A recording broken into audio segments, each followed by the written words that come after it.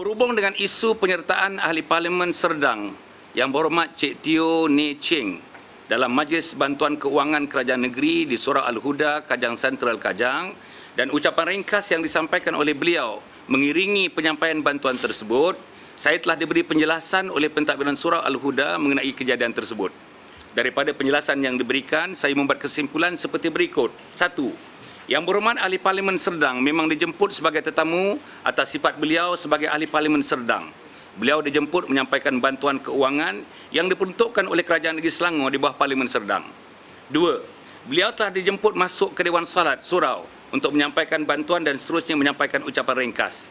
Ucapan beliau tertumpu kepada usaha-usaha kerajaan negeri dalam membantu pelajar yang ingin menyambung pelajaran ke peringkat pengajian tinggi. 3. Perkara ini telah dieksploitasi oleh pihak-pihak yang ingin menangguk di air keruh. Keadaan ini telah menimbulkan reaksi segera di pihak MAIS dan JAIS. 4.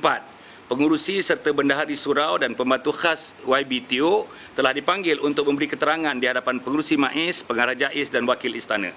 5. Sejurus selepas pertemuan tersebut, keputusan telah dibuat. Keputusan yang akan dibuat tidak dibayangkan dalam pertemuan itu. Seperti yang dilaporkan, keputusan diambil ialah membubarkan jawatankuasa surau dan MAIS mengambil alih pentadbiran surau tersebut. 6. Akhbar melaporkan dengan begitu berat sebelah mengenai kejadian itu. YB Teo dilaporkan menyampaikan tazkirah dan dalam majlis itu beliau dilaporkan menyampaikan bantuan kewangan kepada ahli-ahli PAS. Berdasarkan rentetan kejadian di atas, saya telah mengambil inisiatif berikut. A. Saya telah memanggil Jawatankuasa Surau Al-Huda untuk menjelaskan kepada saya kejadian yang sebenarnya. B. Saya telah menerima penjelasan daripada YB Teo dan menghormati hasrat beliau untuk menyembah ampun maaf kepada Duli Yang Maha Mulia Sultan Selangor.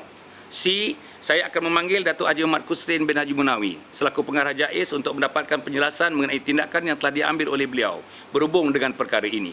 D. Saya akan cuba menasihatkan semua pihak termasuk ahli-ahli politik demi menjaga sensitiviti setiap golongan rakyat. Mereka dapat memaklumkan rancangan kehadiran mereka kepada pihak-pihak yang berwajib supaya tata cara penggunaan surau dan masjid dapat dipatuhi. Dengan cara ini diharapkan kejadian yang berlaku di Serdang tidak berulang. E.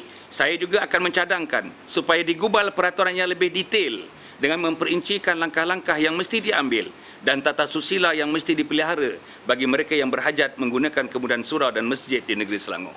Tetapi bila kita sudah mendengar berbagai-bagai pendapat tentang itu, misalnya orang bukan Islam boleh atau tak boleh, rasanya majoriti pendapat sebagaimana yang digambarkan dalam tulisan-tulisan, orang-orang bukan Islam boleh memasuki ruang masjid, hatta boleh pergi sampai ke tempat solat, ruang solat. Tetapi hendaklah menjaga tata susila dari segi pakaian dan sebagainya.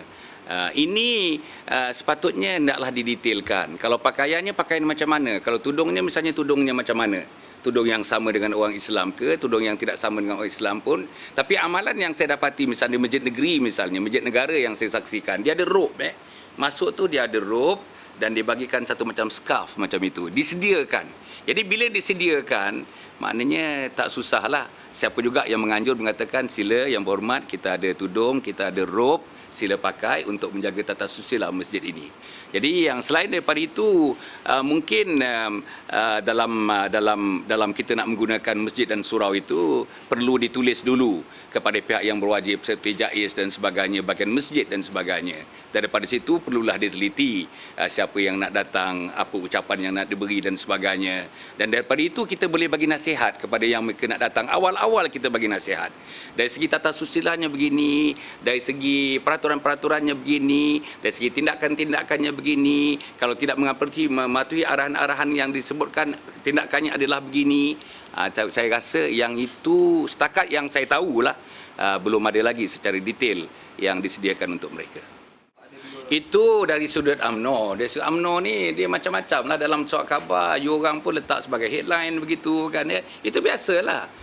Kan kita memang hendakkan satu bentuk emosi begitu kan, sentimentalism begitu kan, satu bentuk nak menggarap rakyat supaya percaya kepada kita. Itulah paparan yang diadakan. Tak timbul pada saya, apa timbulnya untuk saya meletakkan jawatan? Kalau nak meletakkan jawatan, satu orang masuk ke masjid saya letak jawatan, saya rasa dah 1000 kali saya letak jawatan. Jadi ini tidak menyelesaikan masalah. Kalau saya meletakkan jawatan, Hasan yang lain pun akan menghadapi masalah yang sama. Bukan Hasan yang pentingnya. Yang pentingnya peraturan, yang pentingnya procedure, yang pentingnya etika, yang pentingnya tata susila, yang pentingnya kita patuh kalau ada arahan-arahan yang telah dikeluarkan. That is to me much more important than a man called Hasan Ali.